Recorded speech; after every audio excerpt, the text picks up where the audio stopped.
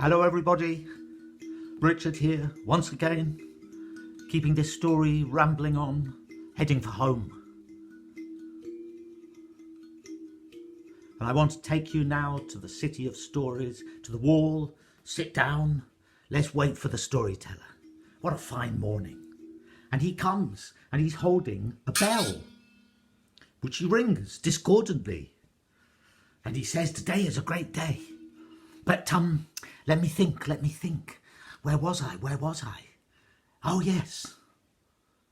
So many people spread through this story in so many different places. They're all heading for home, one way or another.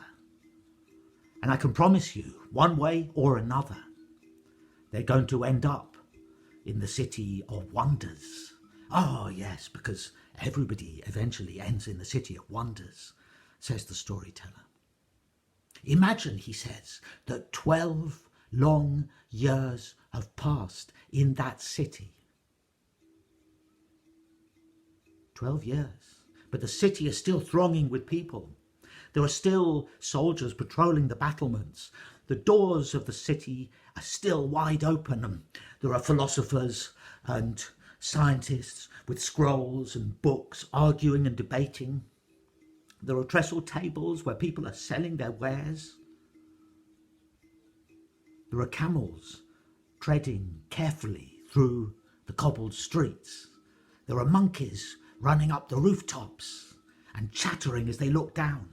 There are taverns filled to overflowing with people, because every 12 years there is a competition at the palace, and this 12 years is no exception.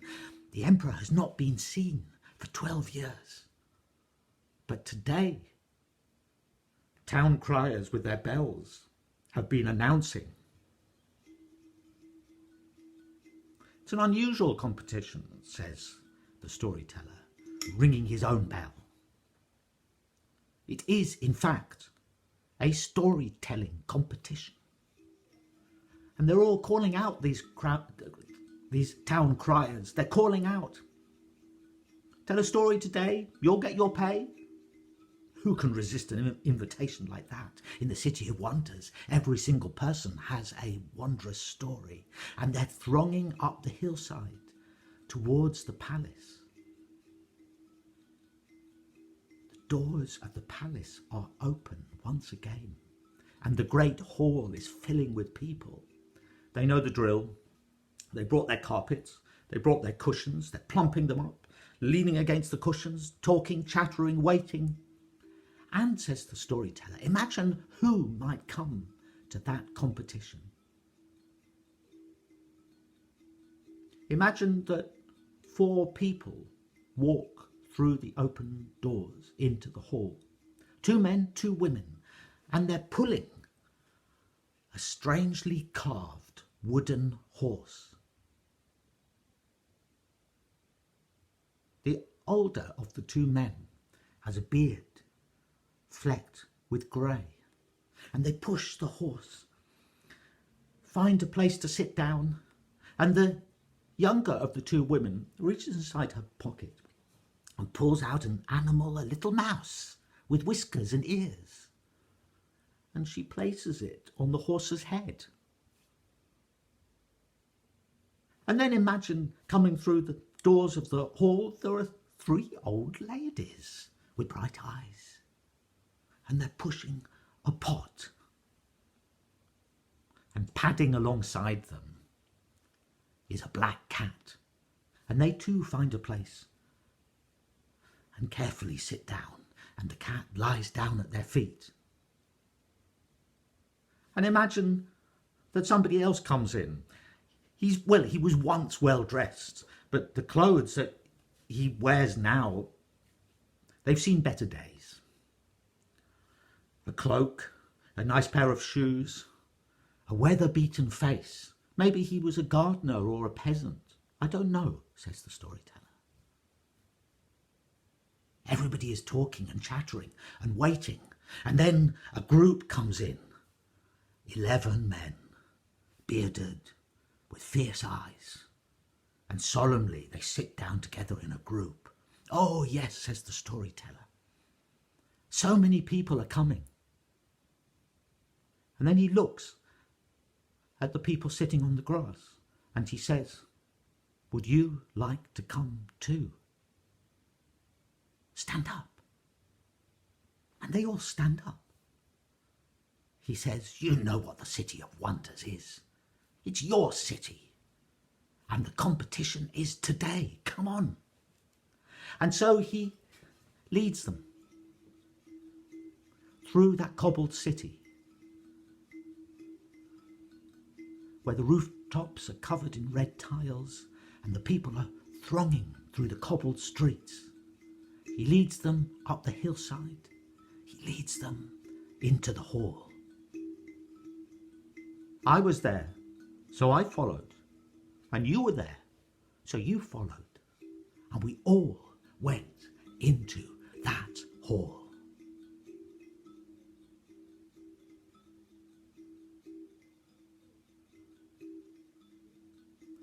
And the storyteller goes on to the dais because there's nobody there on the dais. There is no chair. It's empty. And the storyteller stands there and rings his bell and says, shut the doors. And so the doors are closed. The storyteller looks around and says, are we all here? And then there's a knock on the door. And he says, I'll open the doors again then. And the doors open. And there's a huge head there. A giantess is gazing in. And she says, excuse me, heard there was a competition, thought we ought to come, didn't we, dear? And another huge head joins her. And the other huge head says, well, yes, I suppose so. I mean, stories to tell, stories to tell. And the storyteller says, stay outside, you are welcome. And he says, now then, the competition is simple. Everybody gets a turn at telling a story. And at that moment, one of the little old ladies puts up her hand. Yes? Excuse me, she says. Is this competition only for people? Or can my cat tell a story? Of course, says the storyteller. All stories are welcome. If you can tell a story, we'll listen to you. Your cat included. And the four people near the wooden horse look up at the little mouse, twitches its nose, and they smile. Yes, says the storyteller. Now, where was I? Yes, the competition. The competition is simple. You come onto the dais, you tell your story. I promise you, if you win, you will get a reward.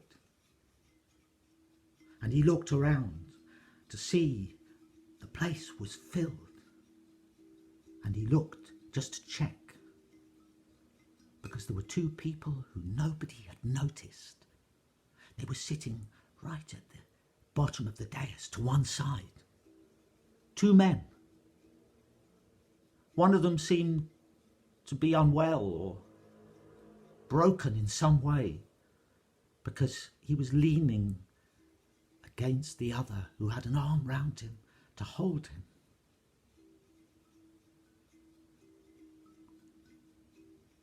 And the storyteller smiled when he saw those two men. He said, "You are welcome." Now, he said, looking up at everybody, now, he said, for so many people in any story, they are seeking life, home, love, glory,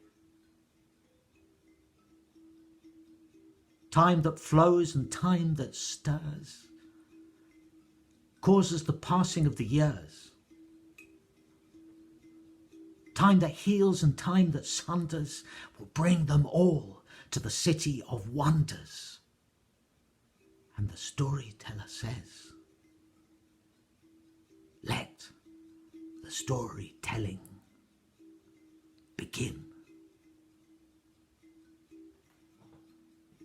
And what those stories are and what happens next, I will tell you on Monday. So until then, goodbye.